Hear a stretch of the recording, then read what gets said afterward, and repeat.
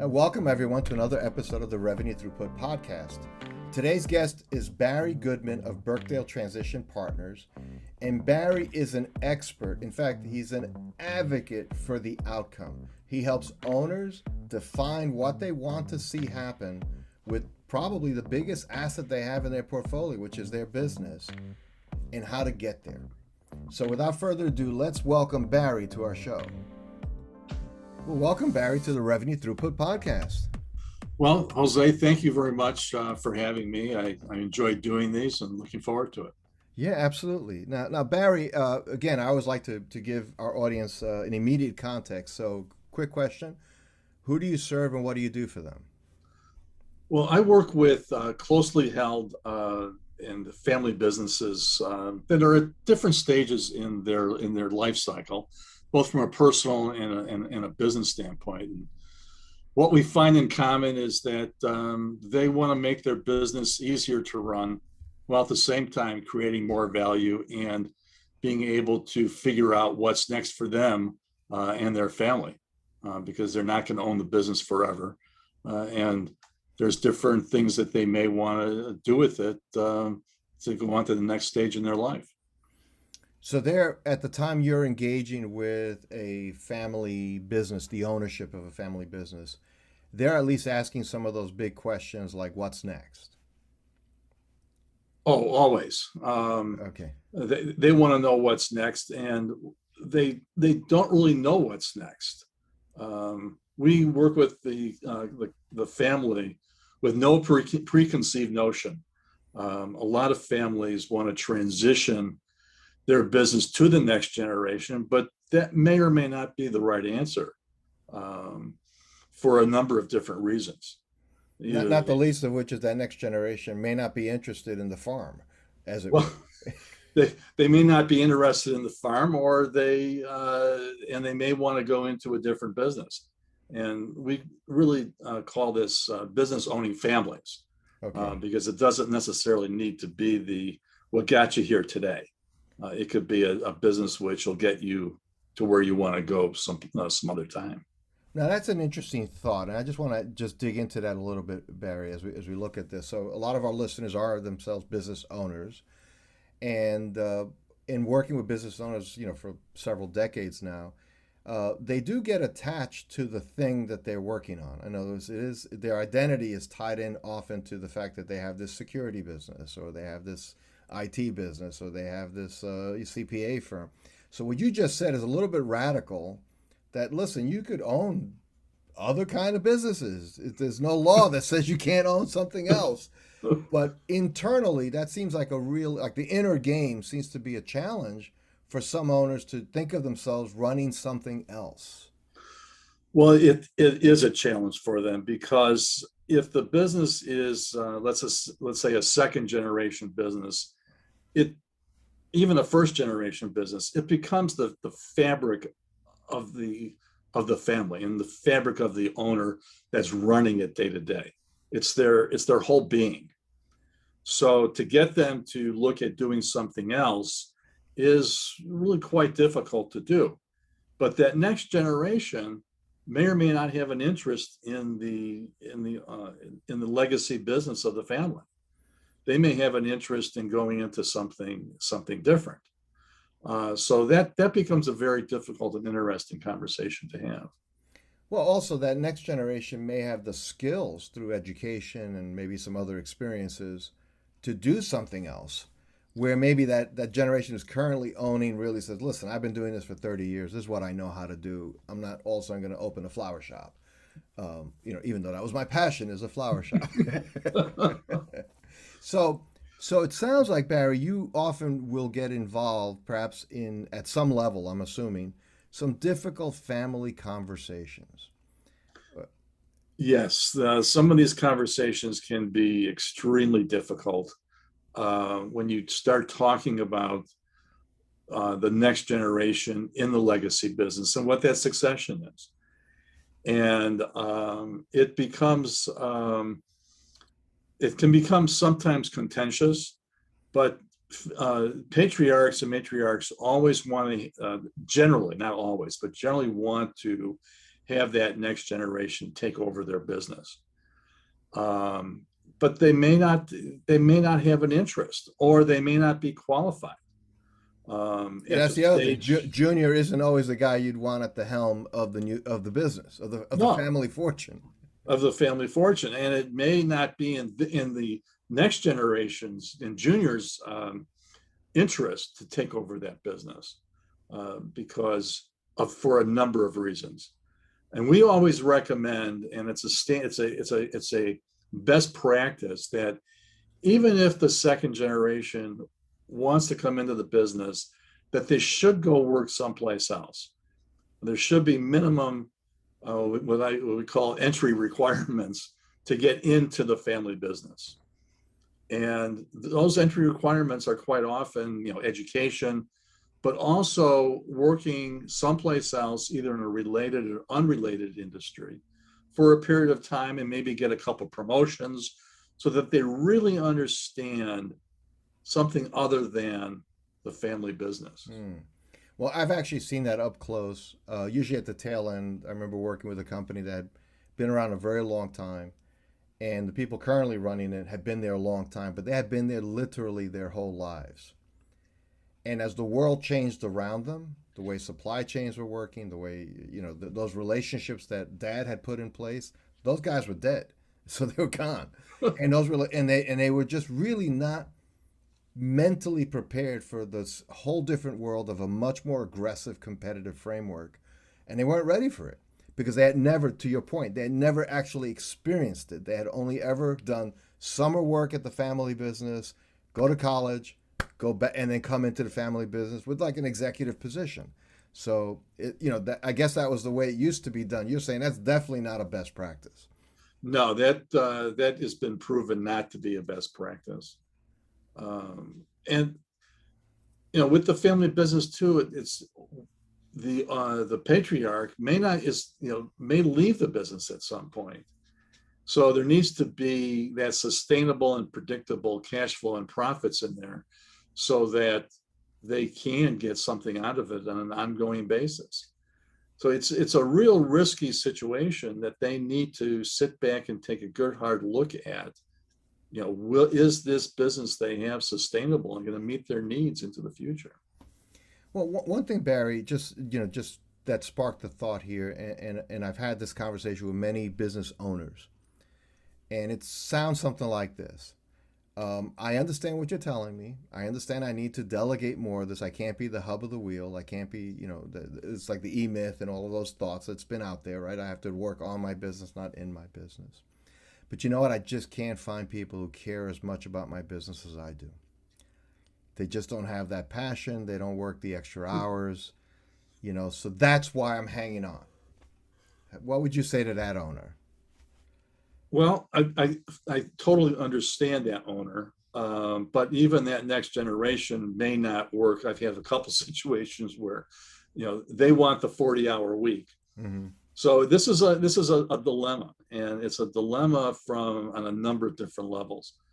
That building that team around the owner of the company is vital, which is easy to say and difficult to do. But it's so important to get the owner independence because you never know when things will happen. I mean, people do get sick and people do die, or I say that aliens will take them away. But they that's their safety net, and it's such a risky asset for the family. Usually, it represents anywhere from 75 to 95% of the net worth of the family. In fact, I'm working with a family now where it's 98% of their net worth. So that's a real risky situation. Depending upon where you're at in the life cycle, um, these things need to be dealt with, and they're difficult conversations. And nobody is going to do your job as well as you do, at least in your viewpoint. So accept that, like you just have to deal with that, right? Like deal You with just, it. yeah, you have to deal with it and just realize that it's so important to build that bench around you as a business owner. Um, and it gives you the freedom to go out and do other things. Well, as I've heard you and other folks that get involved in helping owners transition, you will relinquish the reins at some point, like it or not. Either vertically or horizontally. I Oh, mean, wait. or voluntarily or involuntarily. That's right. It's going to happen. It's going to happen. So you might as well plan for that to do it well, especially if you care about this being a legacy and something you're going to leave behind. It's really not good that when at your funeral they're saying, "Gee, now what's going to happen to the business?" That shouldn't be the open question at your funeral. No, no, that should be there. The plan should be there as to what's going to happen next, and and also treat it as an asset. I mean, if you treat it as an asset, it gives you the ability to take a 6 month vacation or a 3 month vacation. Can you do that? And can the business still survive? If it can, that business is, first of all, extremely valuable. Mm. Second of all, you've got the flex, you have options. You have options of what can be done with that business. You're not relying on that next generation or somebody else in the family to come in and accelerate it. Many situations I've seen, and this is where current owners really have, they have a dilemma where it's a thriving business. The dad who runs the business dies, and all of a sudden you get some pressure from the family to come in and run the business, and it's not something you want to do. So now you go in and you do that, and you're sitting there 20 years later. Um, is that something that you want your next generation to be put in the position to do? And they're ending up doing something they really don't want to do, but they feel an obligation to do for their family. So it sounds like a lot of this is like planning for that transition point. Like it or not, it's coming. So plan for it. But what about that owner listening to this right now and saying, well, you know what? I got lots of gas in the tank. I still got zeal. I have a vision for this business to grow. Why do I have to focus so much on a transition that I think maybe is 10, 20 years away? Well, what do you want to leave your family with?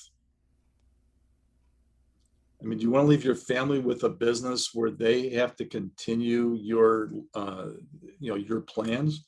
Are your plans documented? Who's carrying out those plans within the company? You can still be involved in the business as a Mm-hmm. business owner, but you don't need to be involved in the day-to-day activities and have 10 people standing outside your office waiting to have 10 minutes with you to know what to do. So each person in the company should know what to do, and those that know what to do should be documented in some type of procedures. Well, that's interesting because I also do believe for some owners, they, as much as they say they hate it, they like the 10 people lined up outside their office. They do like that, the 10 people outside Yeah, their and office. and and and so you might, I guess you would tell that person, well, maybe it's a different 10 people. What if it were 10 people wanting to invest in your business outside your office, wanting 10 minutes of your time, or to partner with you on European expansion, or some you could have 10 people outside your office. They could just be a lot more interesting than we ran out of paper on the copier. What should we do now? Right. Or, the grocery store down the street didn't pay their bill. Should we continue shipping to them? You know what I mean? Right. Um, it's the right question. Getting you're right, Jose, the right 10 people outside your office that are waiting to come in and see you. Talk about strategic issues. Hmm. It's the old thing of, are you going to do work that's going to make the company $50 an hour or five or $10,000 an hour? Hmm. Get those people outside your door that are really accelerating and making that 5 to 10, 15, $20,000 an hour for the company. Well, so it's really all about when you. I mean, I'm not trying to oversimplify, but it's a lot about leverage, right? Well, like, what's the best leverage for your time? You still have the same 168 hours a week as anyone else. Right. You're the owner, so like, what are you going to, you put it in stark, contrast, $50 or $50 or $5,000. choose one or the other because there's choices you're making that determine where you're going to end up. Well, we look at it as if you imagine a triangle, and the base of that triangle is making the business easier to run, or putting in the position of predictable profits and cash flow. Hmm. That's the base. Get that base in place first. And then the next part of the next level is predictable growth. What are those value drivers that will get you predictable growth? And where the owner should be really spending a lot of his time is in the third part of the triangle called predictable equity value. Drive those things that are absolutely accelerating the value of the company. And that's where you get the biggest bang for your buck on the time.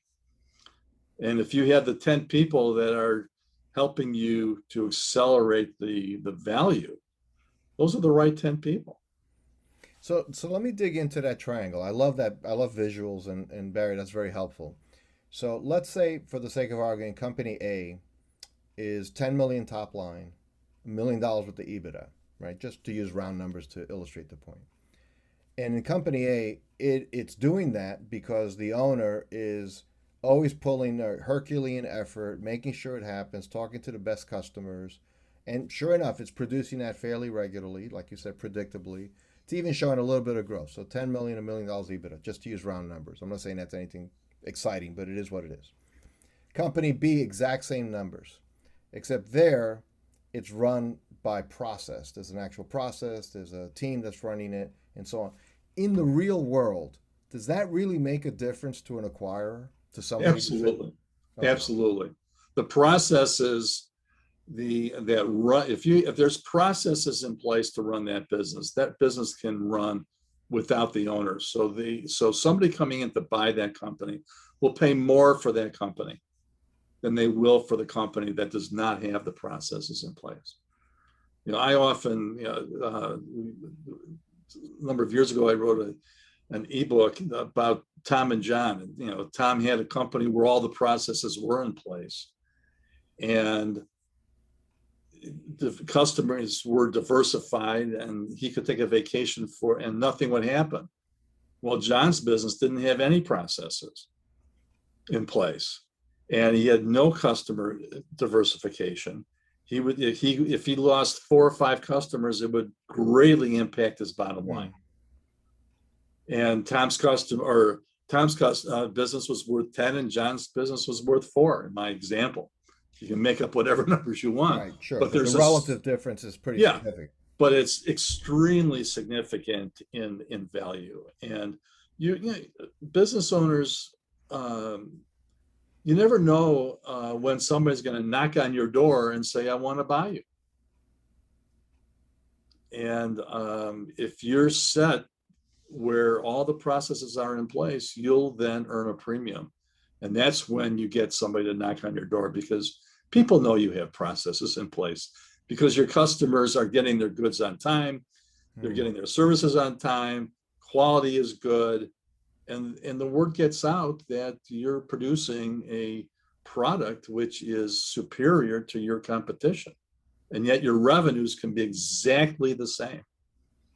And that's where the value delta comes in That's the very value much. delta. And the Right. So, well, example, yeah, in the example that I illustrated, the sales of both companies were exactly the same, and the EBITDA was the same, but it was a matter now of how you get to that multiple of earnings to get a value. wow. Well, Barry, one thing I did want to touch on because it's in your, I noticed it in your biography, and it's advocate for the outcome as a phrase. It just caught my eye. I said that's a Right. really interesting phrase. So could you just tell us a little bit about the background and what that means? Well, what that means is that our firm drives the outcome.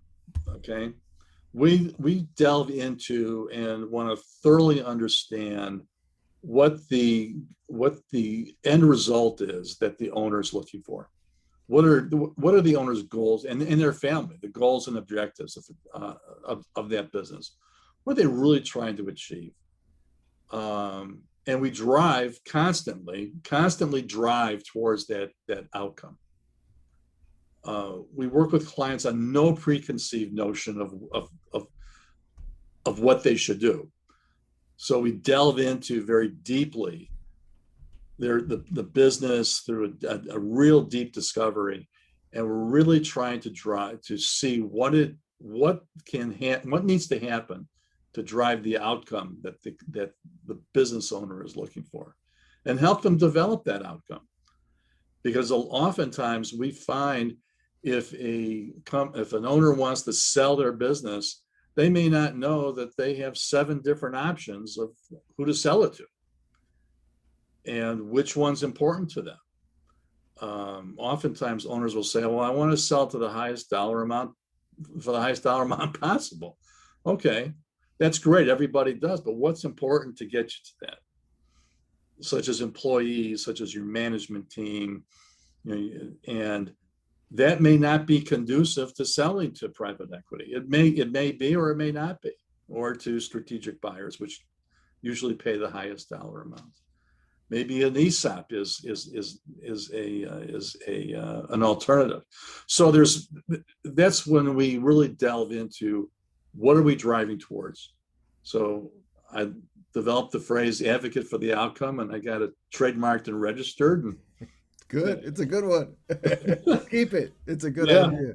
I love it. It took some time to figure that one out, but it worked out Well, great. no, it makes it really clear, and it positions you, I think, in a very powerful way. And it also, I think, is something that for an owner they can kind of get. Okay, got it. And that's what I need. I need to first define my outcome, and then I need somebody who's really going to help me get there. Right. And that's, I know, Barry, knowing you for all these years, I know that's what you do for many many owners, and I'm so glad you've been able to be a guest today on the Revenue Throughput podcast. If somebody listening wanted to know more about you and your work, or to reach out to you, what's the best way for them to connect with you?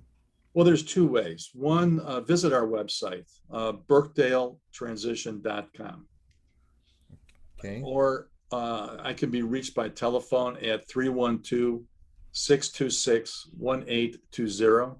That's 312-626-1820. Okay, and we'll include that on the show notes. But I know many of you listeners right now are just listening. You're not watching. You're not reading your PC. So, BirkdaleTransition.com. birkdaletransition.com. That's Got it. BirkdaleTransition.com. Perfect. Barry Goodman, thank you for being a guest on our show today. Really appreciate it. Well, Jose, thank you for having me. I really enjoyed my time with you. Bye now. Bye.